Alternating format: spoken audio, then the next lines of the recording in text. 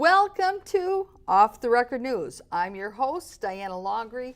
Thank you for tuning in.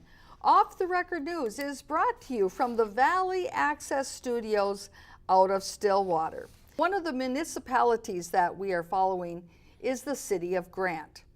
And I have with me today Mr. Loren Sederstrom, one of the City Council members of the City of Grant. And of course, Mr. Sederstrom, thank you for being here. And you've been gracious enough to come several times in the past. And we're going to be talking about today the different discussions that have happened at the City Council meeting over the past month. I thank you for allowing me to be here and bring some information to you. One of the issues that seems to have been kind of swept under the rug is some of the pollution that's been going on. And as we'll later see, we're talking about Rice Creek watershed. What people don't realize is Minnesota is #2 in the nation, only behind California, with the number of schools that are either built on or near dump sites.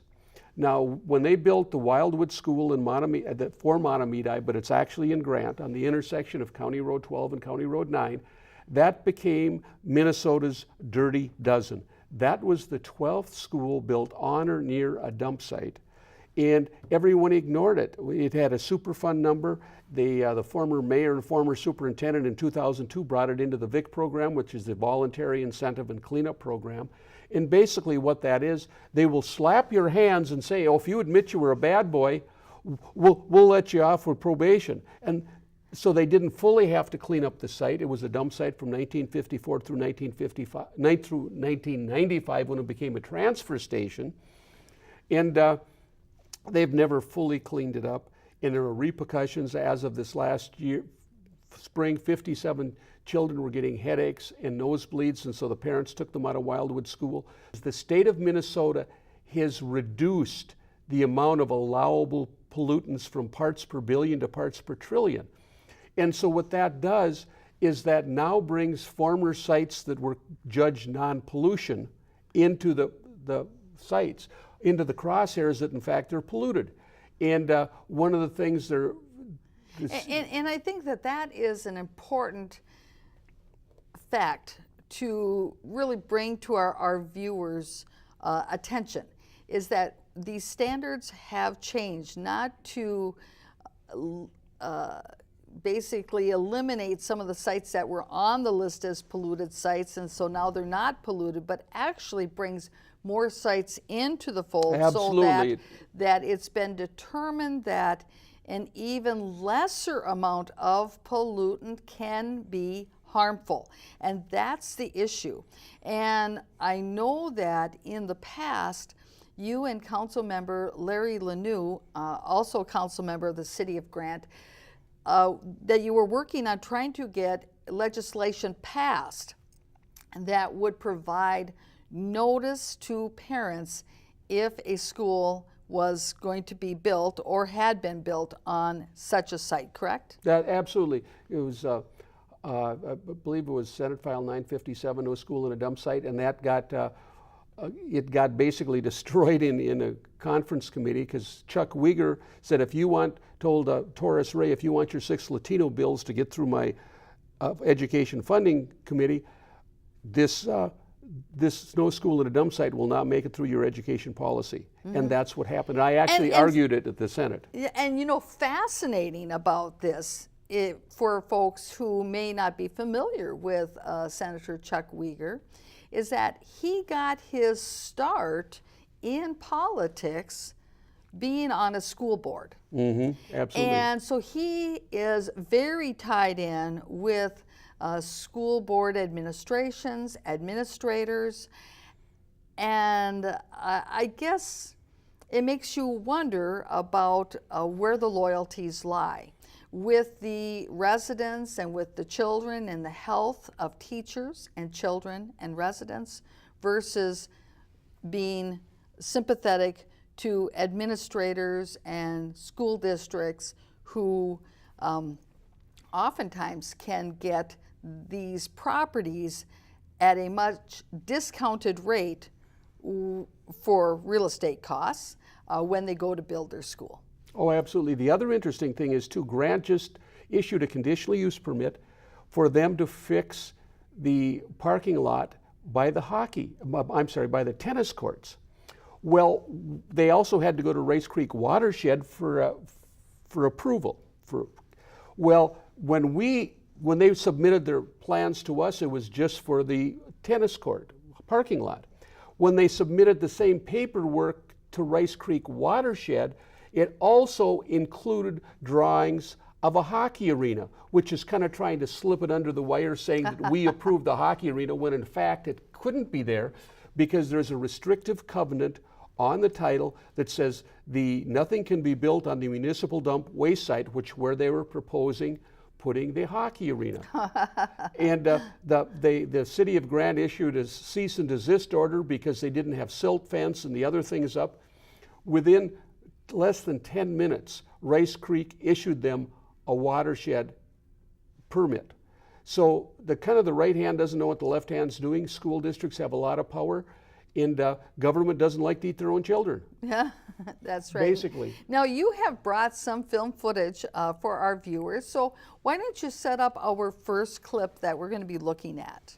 Okay, Mr. Larry Lanou went to the Rice Creek Watershed meeting, and they have a public comment section.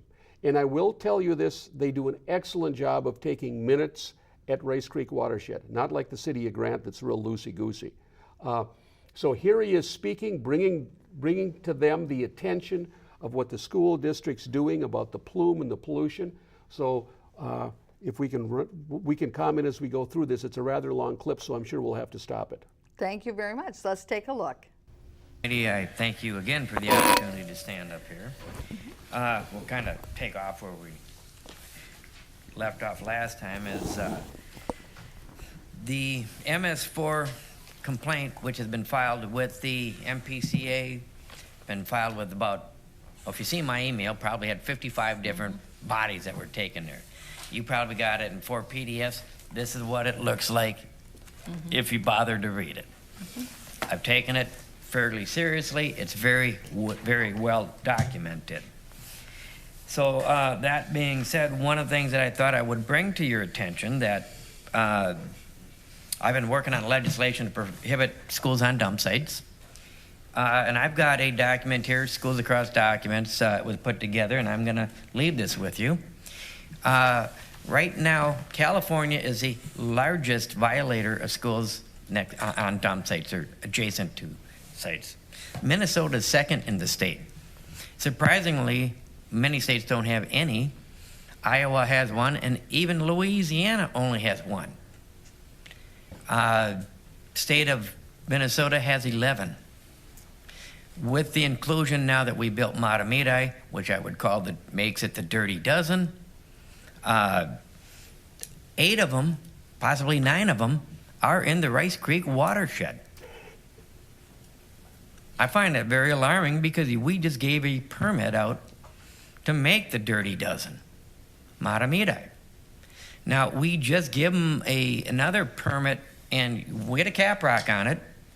So we all, like Manager Hockey said, we asked them to say that they're applying for a permit.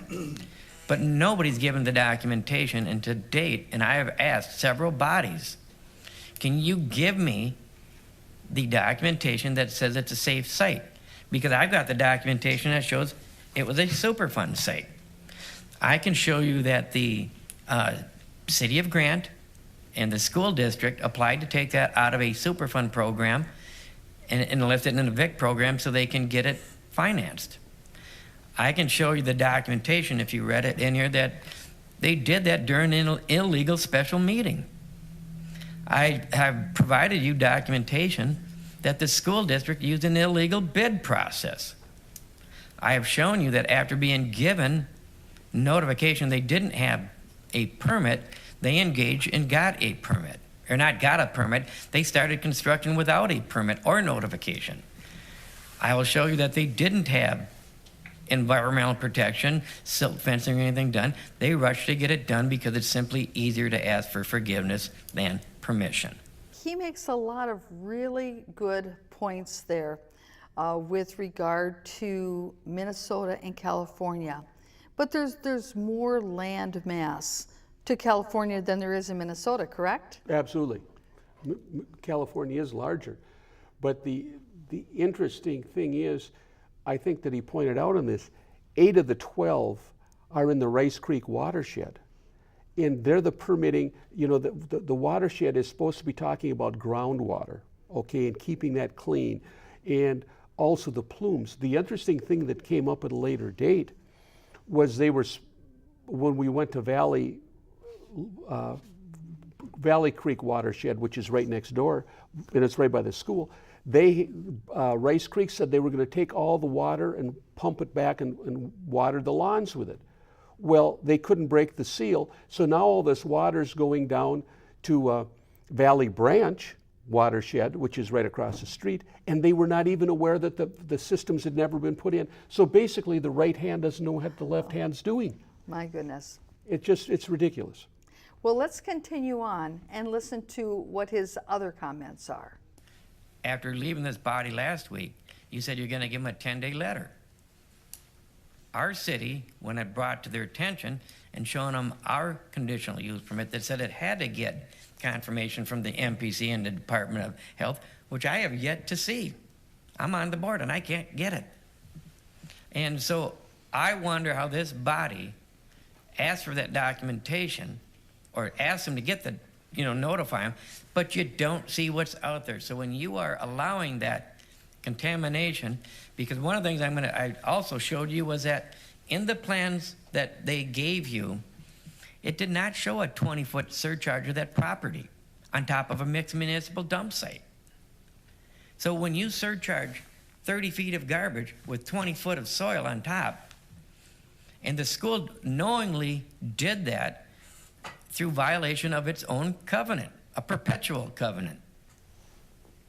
So in 2010, now, we talked on a previous program about what it means to say a surcharge, and that is a compaction of the dirt that's over the top of it, correct? Right. They bring in dump truck load after dump truck load.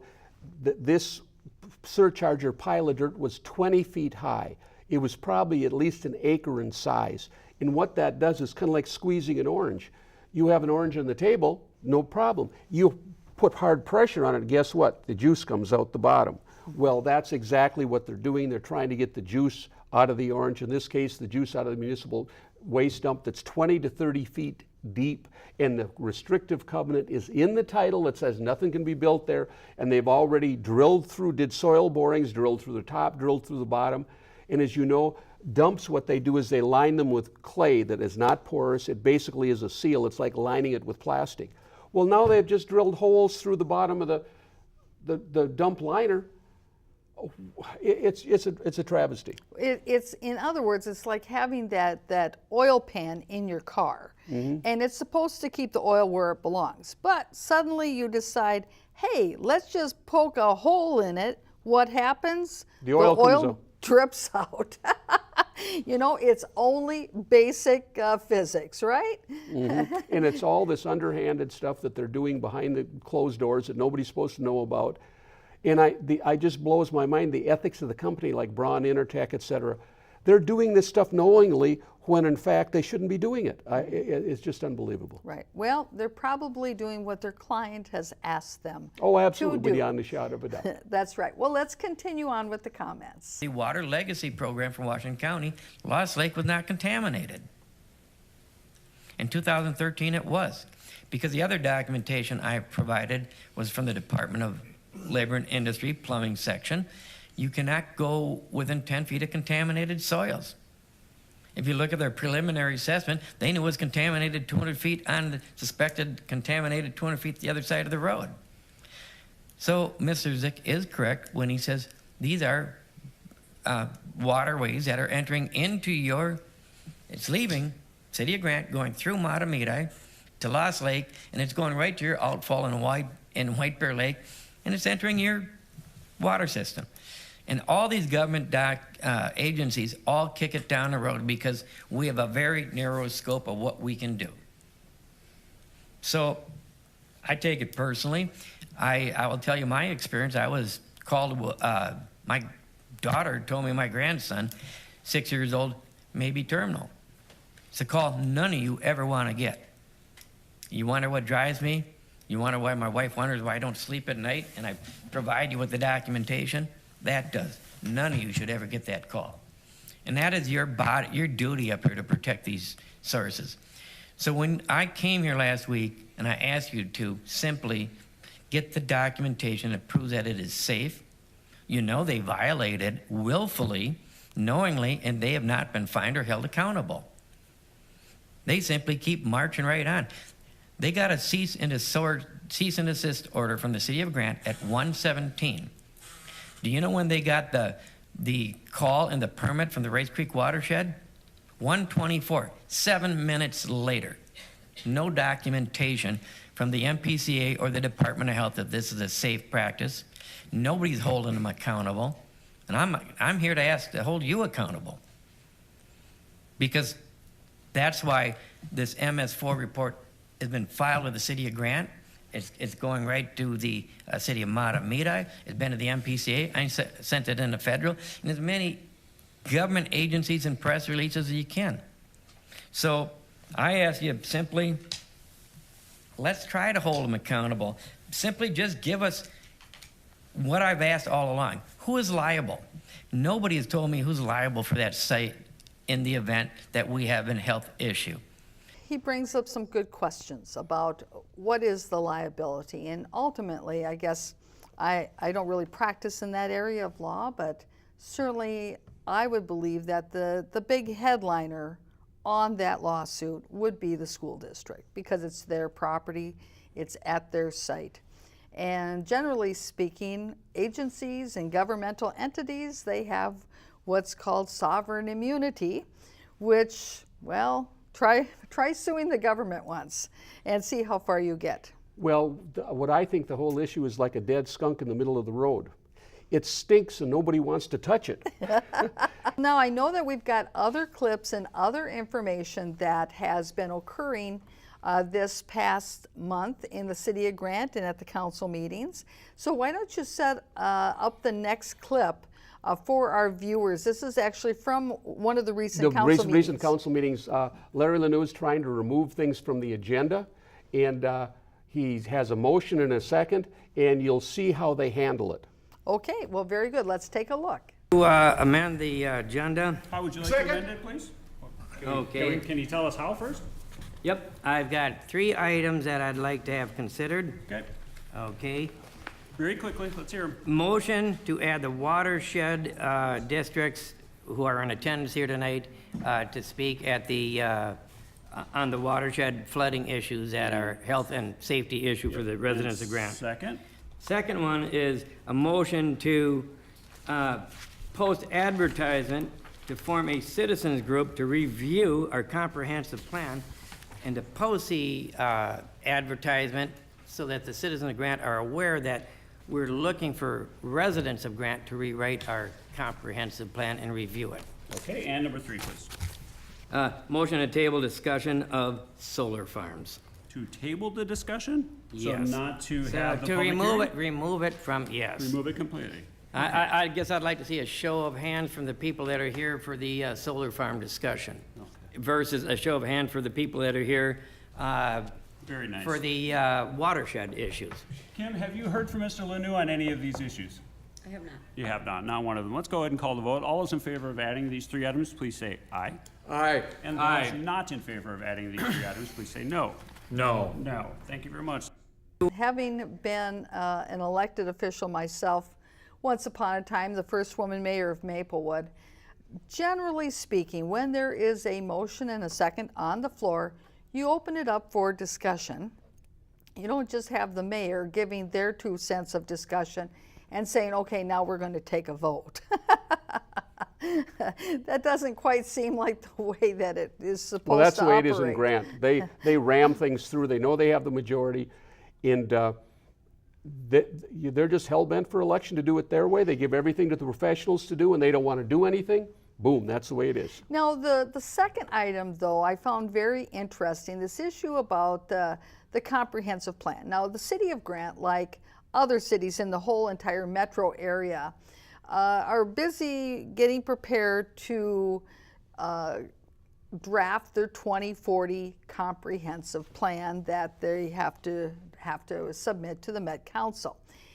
Now, has it been decided in the city of Grant to form a representative citizen resident group of people living in Grant to be part of that process? Diana, you have to understand the modus operandi of the mayor and the assistant mayor. They do nothing. They're giving this to the city planner, who is an independent contractor. She keeps the meter running. She writes it, brings it back, they approve it.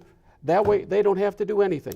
So, in other words, she doesn't live in the city of Grant, and she's not getting resident input into the direction and vision for the city of Grant. Absolutely not. Through the year 2040. In most municipalities, they actually have formed a resident work group to work with the planners and the professionals to bring that community input to the process.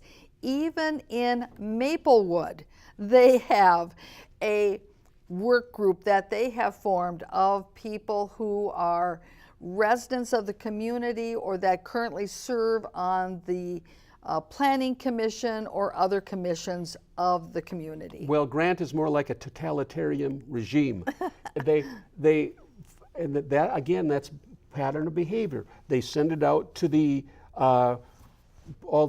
either the planner, the engineer, whatever, or the attorney, and they come back with stuff. Like I had a list of questions for the attorney. He didn't answer them directly. He just gave me a bunch of garbage, and then they cut me off, and I brought it back the next meeting, and I was shut down on that. And I said, no, we're not going. It's not in the Constitution. We can't vote on civil lawsuits in Grant. You know, kind of like over my dead body, we're going to do that. He said, which would have been a nice thought. But anyway. Well, okay. So then, I guess my fundamental question is this: when it comes to developing the 2040 comprehensive plan for the city of Grant. And if the professionals and the planners are doing it, the professional planners that have been hired to do this are doing it, whose vision are they incorporating into their draft? Their own. I so see. Now when we go to the next one, we're going to be talking, which we're trying to also prepare the consent agenda or add some things to that. And we'll see what happens with that in this next clip. Okay, I bet my guess, more of the same. Let's take a look. I'll make a motion to approve the consent agenda. Second the consent agenda. Second. Yeah, I got a second from Danny first, pal, sorry. So you're not going to correct the city council minutes?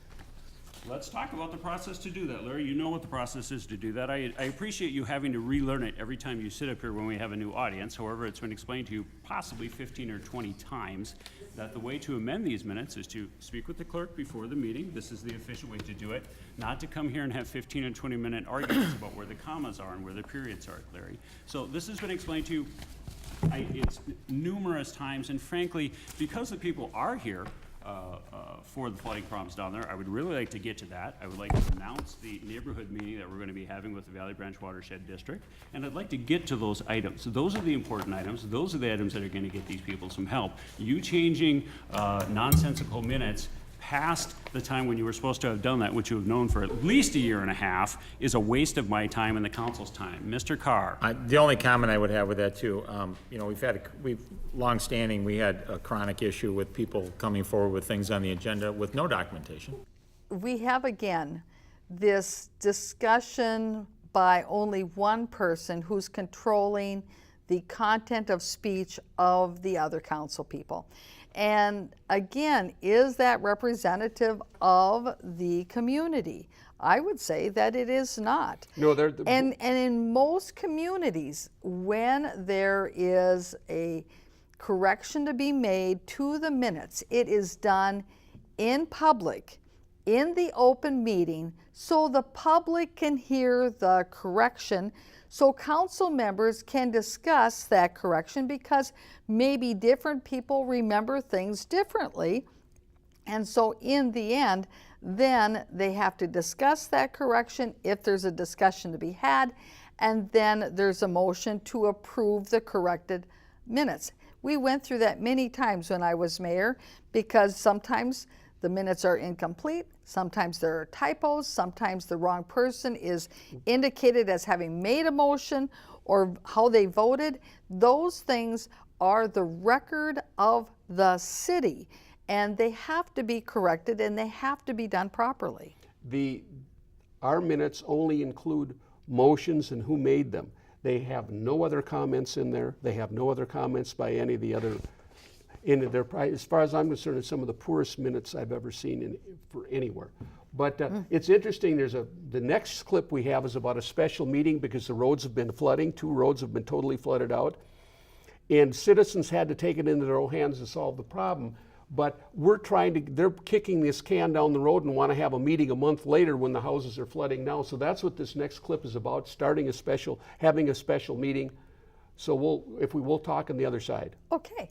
At the Valley Branch watershed and the flooding issue be put on tonight's agenda, Mayor and council members. prior to the agenda being set. This is it. Now we're all I done. We're did. gonna take our So vote. at this time, I Have a am seat. going to, I'm not gonna have a seat. Okay, I'm I going can to have a the seat. Here goes city Larry.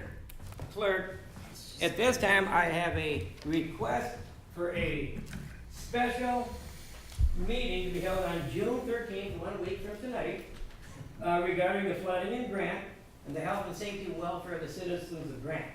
I'm asking of the police post requirement for public notification. I'm asking our clerk to notify all watersheds in Grant, Klein Brothers Excavating, which I also requested that he would be here tonight. Obviously, he must have been told not to be here because he agreed to be here. And all affected residents for flooding. As per state statute, it says it only takes 2 city council members to have a written request to call for a special meeting. I have these documents. Larry, deliver the documents. So at this Fantastic. time, I would Deliver the like our documents city and then clerk let's discuss to it. sign and acknowledge these so that she can sign it. Deliver All the witness that documents. We will have a meeting here 1 week Come on back. from tonight, as Come on per back. Minnesota statute. Yeah, come on back and have a seat. Come on. And like I said, We this got work was to do. put on the agenda prior to that. Yeah. We didn't. Actually, it forecast wasn't. flooding. It actually It was asked to be wasn't, put- Larry. Was it asked to be put on? Larry, It- have a admit or seat. deny? Admit or deny, Jeff? Your chair is right here. Sit down. Your chair is Admit right or here. deny? Mr. Ledoux, your chair is here. Come You back and say speak that we with don't us. do it properly. I put it in to be put on there. Come back and You, speak sir, with us. just lied to the citizens of Grant. Okay, come back and have a seat. Let's talk. Mayor and council members, Yeah. to answer council member Lanu, request was put in about 2 o'clock Tuesday. The agenda was set, the packets were put together to put That's normal. the Valley Ranch Watershed District on the agenda. I had no documentation, no purpose why, nothing, so. You could have called and asked. We have flooding. We have 80-year-old residents that are septic to their flooding. I just want to say Hang thank on. you, Larry, for addressing the issue we have on Jocelyn Road, which has been underwater for a good month. Ma'am, you missed the public comment. Can I have you sit down, please? Thank you very much, ma'am. I didn't see your hand. Thank you very much. Are you ready? We have a motion and a That's what we're second up to against, approve the folks. consent agenda. Can I get a vote? You have an issue in the community that needs to be addressed. You have certainly more than ample time to call a special meeting. You have to have 72 hours. Well, you certainly got that if it's been a week, if it's a week in advance. What's the problem here? Why not I'll having tell a you what special happened. meeting? Because anytime we call for a special meeting or call for anything, there's always a 3-2. We got rid of Tina Loban, who we called secondhand Tina. Now we got secondhand Denny. All he does is sit there. He rarely speaks. All he does is second things and votes with whatever the other two guys say. But it's my understanding, though, you don't have to take a vote on whether there's a special meeting, though, correct? That's true. But what they do, if they don't vote on it, they then say, well, no one else can make it, so we had to cancel. They do that routinely.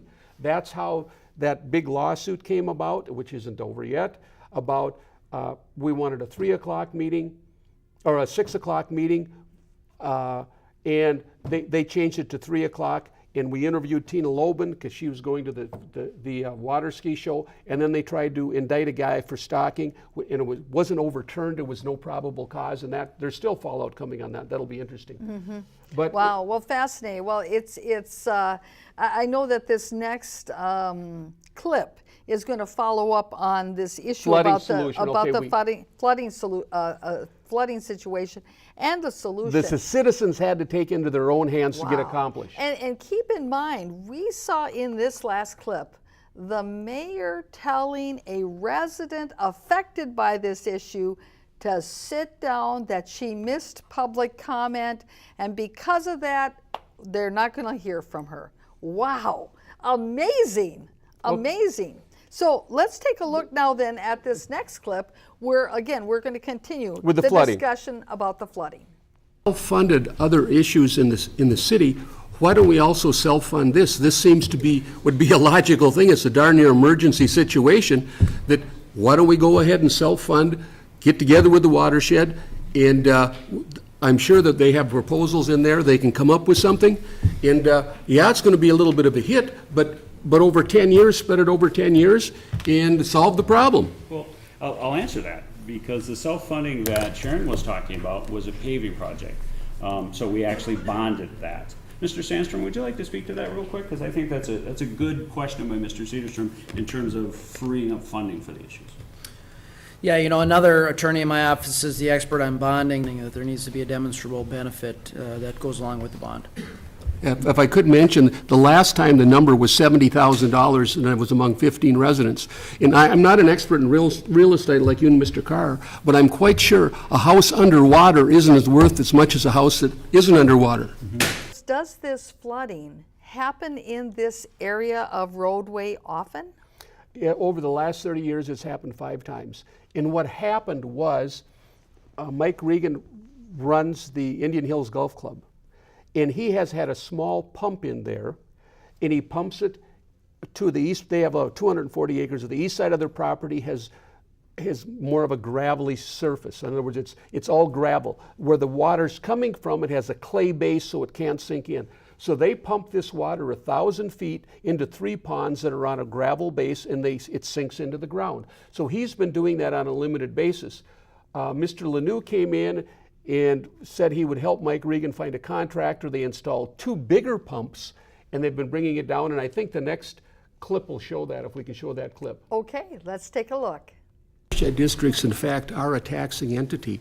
And one of the things we could do is see if we could, I know there was a situation before in the 90s where they had a grant program, and we would have to come up with the matching money. Rather than just build the road higher, wouldn't it make sense to solve the problem rather than putting a Band-Aid on it?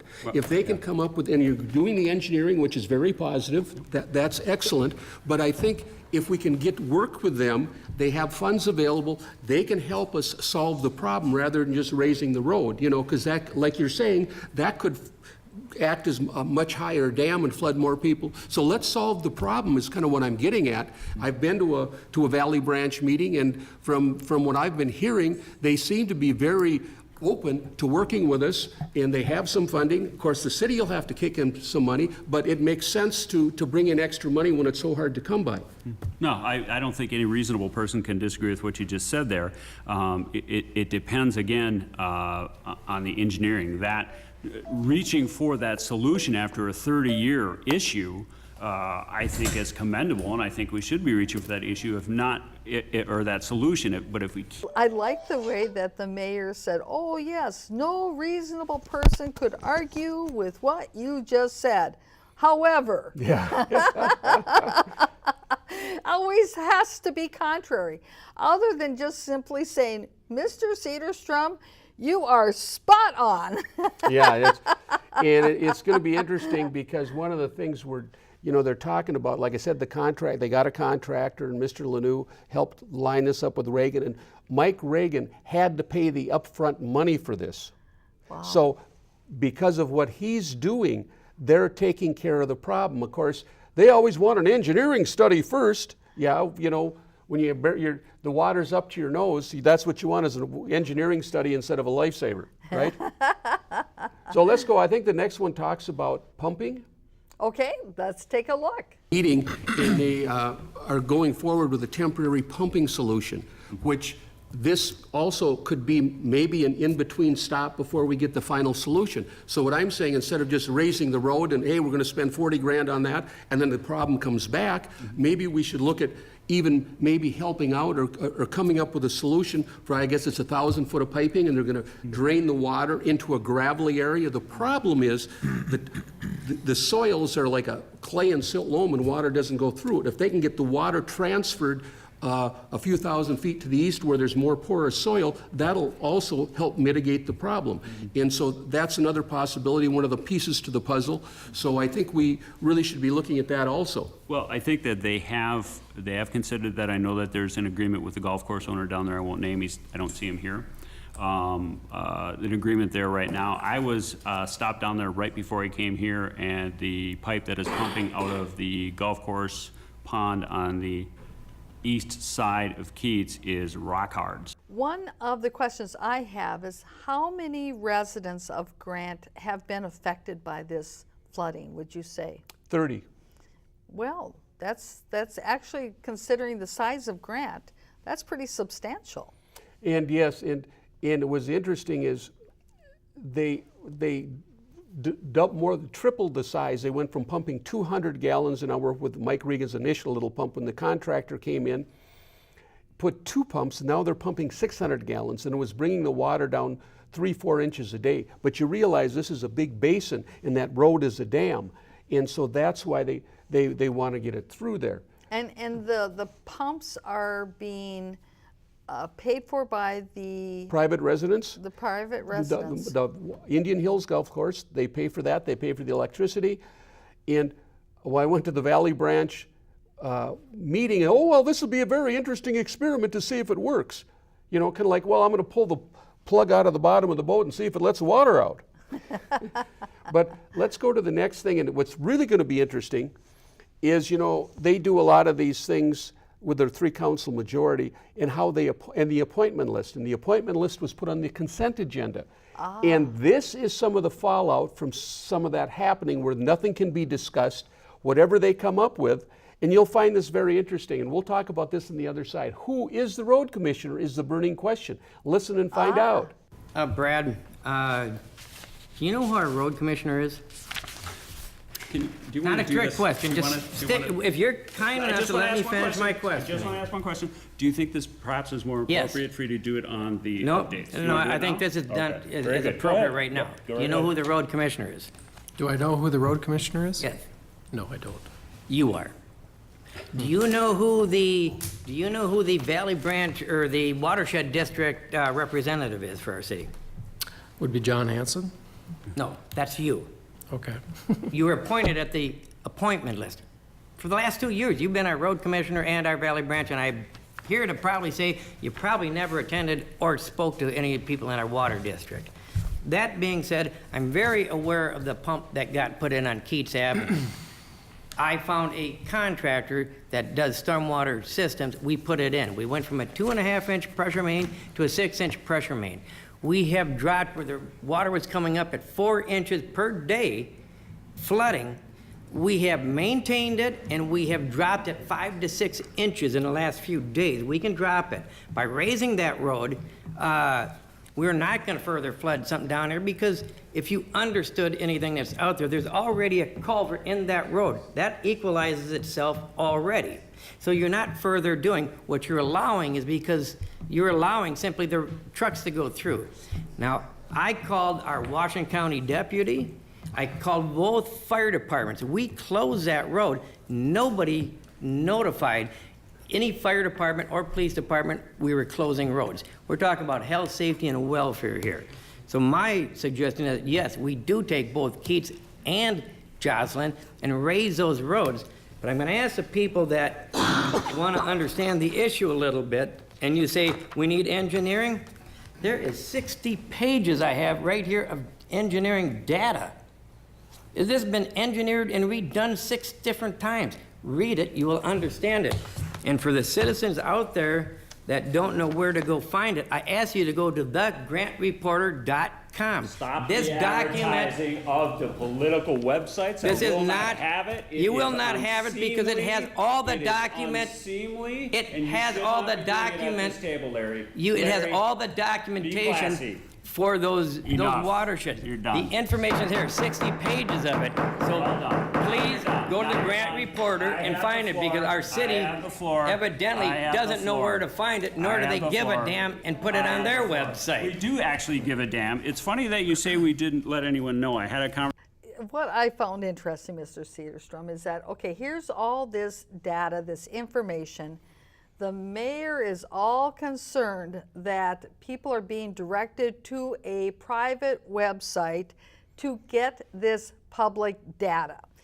If they didn't want people to be directed to a private website in order to see the public data, then the city of Grant should put the public data on their public website, and then you wouldn't have to direct anybody to a private website. You Well, they realize don't, that? the right hand doesn't know what the left hand's doing. Again, had No. these people would have continued to get flooded out had that individual from Indian Hills not jumped in, and he wrote the check to the contractor. It was $20,000 or $30,000. That's a good sized check. It is. To come up, and they fabricated the twin pumps. They added and they tripled it, and they actually saved the day. Did you hear a thank you or a kudos or anything along those lines? Absolutely not. Now, getting back to the initial issue about who the road commissioner is. Okay. So what's the deal? So there was somebody in the audience that didn't realize that they were the road commissioner? No, this was, they made the engineer for WSB, Brad Reefstock, they just gave him all those assignments. Again, remember, we're back. I see what this happened. is back to the consent agenda. Yes. They put all the appointment list on the consent agenda so it could not be discussed. They filled in the blanks, voted it through, so it could be not discussed, it couldn't be dissected. And so they basically gave it to him. Now, remember, Right, and- Steve and- Bonanen used to be the road Right, commissioner, and he did an excellent job. Right. And for our viewers, so that they have this in context, is that the city of Grant is a small city. So they don't have a public works department. So they don't have a head of public works. They don't even have one guy who's the public works guy. And they have a position that's called a road commissioner. And in the past, the road commissioner has typically been one of the members on the council. And in the past, it was Steve Bonan who was on the city council at the time. And he did an excellent job. Absolutely. Excellent job. And the people of Grant knew that that was who their road commissioner was. So if they had a problem, they'd call him up. He'd get things lined up or taken care of, or call the grading guy or call the snowplow guy, or figure out what had to be done, so that there was that responsive service that people expected. Locally. So now what's happened, and that's why I want to give that background, because a lot of our viewers actually live in communities where they have public works, and so they don't have to worry about who their road commissioner is. But we have no public works, all subcontracted. Yep, and in your community, you need to know who the road commissioner is. And in this case, it's one of the hired consultants that just had that written behind his name. I would be willing to bet that the residents of Grant don't realize that's who their road commissioner is. And I wonder, is his phone number even listed on the city's website as the road commissioner with contact information 24 hours? Probably 7? not. Now, talking about Wow. calling the engineer, that ties into our next clip. And that's Yes. what this next clip is about calling the engineer. So if you could play the next clip. I left a voicemail. Larry, on you. enough. As our road commissioner Enough. and our Enough of yelling. Calm down. water Let's branch have a shed, discussion. why didn't you not return a phone Relax. call? Relax. You Let's didn't have a return a phone discussion. call while these houses were flooding. Let's have a discussion, Larry. Does WSB give a Larry. damn, or does the city give a damn? Do you give a damn? Yeah, I Where got were out you there and for the lowered last- Where were you for the last 2 years? You sat at this council for 2 years. You lived in the Where city have I since been here? 1982. Why didn't you do anything? because the flooding Why? is my job when Why? it come aware. Why? Did you not turn down? There we go. Now we're back and forth. Okay, Mr. I got Carr, go another- ahead. Can I have Go ahead, I have a talk question? about it. Okay, I could see how the mayor was certainly trying to suck Larry Lanou into a side conversation as a red herring. Because ultimately the question is to the road commissioner, did you answer the calls? When you were getting calls about road flooding, did you answer the calls? And probably the guy didn't because he didn't realize he was the road commissioner and he wasn't going to take calls from residents calling him up to tell him about their road problems. Oh, I know. Wow. It's pretty crazy. Again, if you notice, it's the Mayor Huber is always pointing the figures. He's going nuts with the gavel. I have the gut reaction. I'd like to take that gavel and break it, to be honest with you. Anytime something comes out that doesn't fit with him, and he's trying to make himself out of this guy that walks on water and takes care of the city when he does next to nothing. They have the city on autopilot. They have it run by consultants. They make no decisions. Of course, then if they don't make the decision, they can't be blamed for a wrong decision. And so that's the oldest trick in the book, you know. and to see how far this problem goes back, let's look at the next clip and we talk about this going back to before the 90s, how many times it's went on. Okay, let's take a look. At that meeting, and previously there was a grant, a large grant, but the city would have to participate, this is in the 90s, to the tune of $70,000. Now they were going to kick in, I thought it was 1.1 million to solve this problem, but the city decided not to come up with the $70,000. Well, to me, that seems kind of, you know, if you're getting a 10-to-1 or 12-to-1 replacement, it would make sense to solve the problem. So we've been through this once before, and the city was just too cheap to do it. You know, so we're going to have to do something, folks. You know, we just can't, you know, oh, we can't spend a nickel. Well, guess what? When you're talking about saving people's homes, I think the city can afford to spend some money. That's an interesting history lesson, and thank you for that. None of us. Part of what you were talking about there reminded me about something that we heard in a previous clip. Also talking about this issue about closing of roads and then not notifying the sheriff's department, not notifying the entities that provide the fire service protection to the residents of Grant that there's a road closure. And then you're also talking about in this clip about that there are times when you can't be a penny wise and a pound foolish when you're talking about health, safety, and wellness issues. Well, what's interesting, Keats is a dirt road for half the way, and the other half they're just tarring. And it goes kind of swirls through the middle of a pond. Well, these fire trucks, had they not, and they should have been notified, had the fire department not been notified, they sent 2 or 3 fire trucks down there for a heart attack victim. And what are they going to do? Back up 2 miles because there's no place to turn around a big truck? They're certainly not going to drive it into the pond to turn around when it's flooded. No. I mean, this is just ludicrous. Again, these guys run the city of Grant like Keystone Cops. They want to delegate everything. They don't want to take it. They make good speeches though. Geez, we're doing great and we're saving the city money. Well, they're really causing some problems. And what blows my mind totally is they keep getting elected, but of course that's because they lie so well. They really do. They've had a lot of campaign complaints against them for their dishonesty in their campaigning. But you know, one of the things in order to get into Grant, I'm becoming convinced everyone signs the pledge and says, I don't know what apathy is and I don't give a damn. Well, let's hope not. Let's hope not. So tell us a little bit about our next clip that we have in front of us. Okay, we're talking about prioritizing. Now they're talking about spending money. And we're going to see where they're prioritizing things and where they're going to spend their money. So that's what they're talking about. The road budget, I think they have $80,000 to spend, and we're going to see where they're going to spend it. Wow, okay, I can't wait. Let's look. We want to finish that up. I think Jocelyn Road is number 2. I don't know if I'd put the guardrails 3. Yeah, it's nice to have them, but you know, the other 2 are much more important.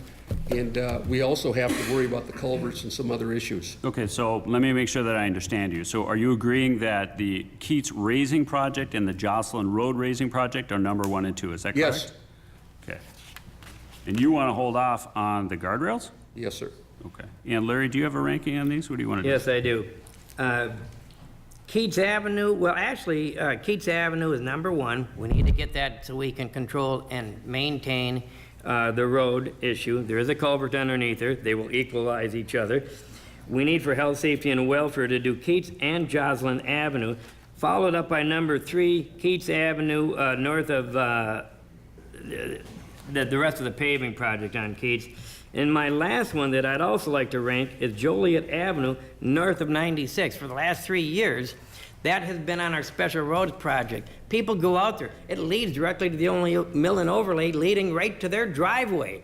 They get a complete mill and overlay, and every year they put themselves in for a special roads project, folks. There is it's time to protect the health, safety, and welfare over the welfare of their city, because Nice try, their road's Larry. not Yeah, all nice that try. bad. Nice try. Nice try. You Nice should try. see my road. It's So I think what we're seeing there is talking about their own roads, correct? Oh, absolutely. What happened about 10 years ago is they did a mill overlay of 340 feet, and it happens to be right in front of those two guys' house, just in one lane.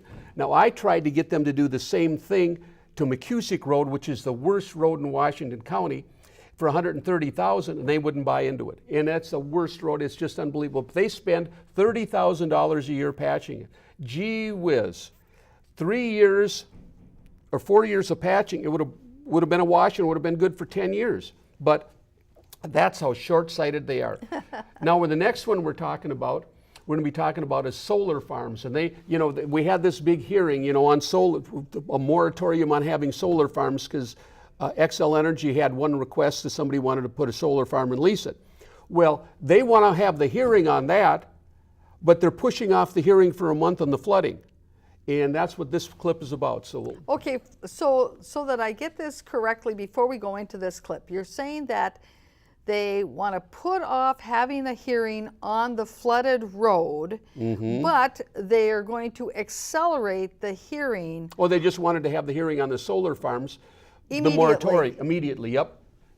Okay, very good. Let's take a look. hearing, Kim, is that okay? Yep. All right, well, let's go ahead and open the public hearing for the interim ordinance placing a temporary moratorium on solar farm facilities in the city and directing a study to be conducted so that we can learn more about this issue as a council. I would really appreciate it if you come on up to the microphone, give us your name and address, and talk to us about this moratorium, what you think of it, and what you think it can do for the city, and what you think we should be perhaps be studying as we move forward on this issue. Anyone here to speak on this, please?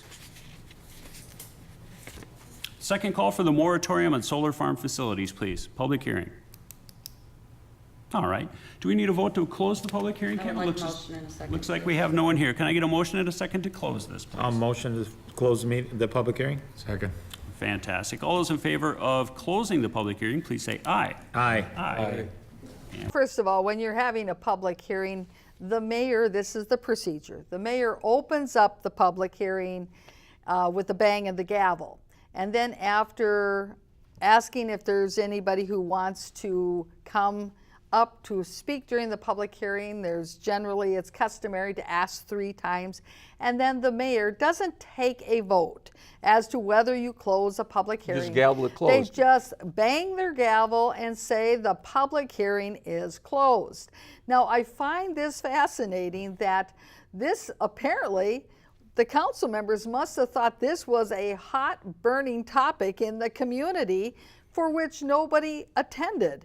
However, I could tell that there were people in attendance to this meeting who were very concerned about the road flooding, who wanted to get up and speak to the issue of road flooding, but they could not do so. So I guess I come away from this scratching my head, and you talk about prioritization. Well, let's talk about not just prioritization of funds, but prioritization as to how we are spending our time and addressing issues. We're talking about, what do citizens want to see in a moratorium, but we don't want to see what citizens want to see in how their 2040 comprehensive plan is put together? I am so shocked. This is just kind of backwards to me. But I don't want to rain on your community, Mr. Sederstrom. Who am I to say? I come from Maplewood. They're extremely dysfunctional. And these people have been running the city for the last 20 years. It's the same group of cadre. They get different disciples in. They bought a $350,000 road grader because they thought they needed it. Then later on, they sold it for $125,000. Oh my God. And what you have to understand about road graders is they're good, they're industrial equipment. You can put 20,000 hours on them. Not like a tractor that 5,000 need an overhaul, you know. And so they basically took all the depreciation and sold it to one of our former subcontractors. And it's just insanity. But that's just the way it's misinformed. These guys have a stranglehold. They keep getting the third person in there that's secondhand Tina, secondhand Denny. But we're down to one last clip, so let's play that clip and we'll talk on the other side. Yeah. I'd like to say that this moratorium, which could have been tabled, you can see nobody's here and worried about a solar farm moratorium. I think it was more important that we address the citizens of Grant and our watersheds that did come here this evening. That just shows how dysfunctional this city is. So at this time, I guess I'd like to see if do we have a whole flood of people coming in here asking for moratorium on her? Because I know not too long ago you passed a resolution Okay. talking about placing You know what? sidewalks in Grant. Thank you so much. You're not sticking to the topic, so I'm going to go ahead and call the vote on this ordinance. Yeah. I'd like to say that this moratorium. My question is, what is the drawback or the harm of having a solar farm? Well, one of the reasons you have to understand the backdoor reason, one of his opponents owns the land that is going to have the solar farm. I see. So this is just like handing out building permits and conditional use permits. So in other words, the objection is grounded more in political Reasons. and not based on the environment, not based on the agriculture of the community, not based on anything that is pertinent to the community as a whole, but actually because he's trying to limit through a moratorium the ability of one of his political opponents to use their property in a way that they could profit from. Oh, you see a lot of that. I got it. Wow. They have a complaint policy that's in Grant that says we only act on complaints. Guess who has made a significant number of complaints? Jeff Huber, our mayor. He's generated several of them, in addition to filing false police reports. And the people of Grant just don't know what's going on. Everybody's got it's a bedroom community. Everybody's got their head in their sand. They're bringing their kids back and forth, or else having their nannies. And I think you see a lot of that in many communities, that especially the folks who have, are still working, or that they've got kids at home, that type of thing, that there's so many things going on day to day that they can't keep up with what their local officials are doing. And that's really part of the value of having programs like this, is that it helps to highlight what some of those issues are, so that maybe people will wake up and say, I don't like the direction that this is going, because we need to have more grassroots involvement at the local level, because that's where you've got the best opportunity to make changes. You can't make very many changes at the national level, but you certainly can change things at your local level. Hopefully. Yes. We'll see what happens. Well, Mr. Sederstrom, I want to thank you so much for coming on the program today. Hopefully you'll come back next month. Oh, absolutely. And give us another update next month. We're going to have some interesting updates. There's several conditional use permits that are coming in front of the Planning Commission, and it's from a political opponent and for a political opponent and a council member. And it'll be very interesting. I'll be able to tell you the whole story on that. But thank you for having me, and we'll see you next time. Okay, and to our viewers, thank you for tuning in this week to Off the Record News. We'll see you again next week. Till then, bye-bye.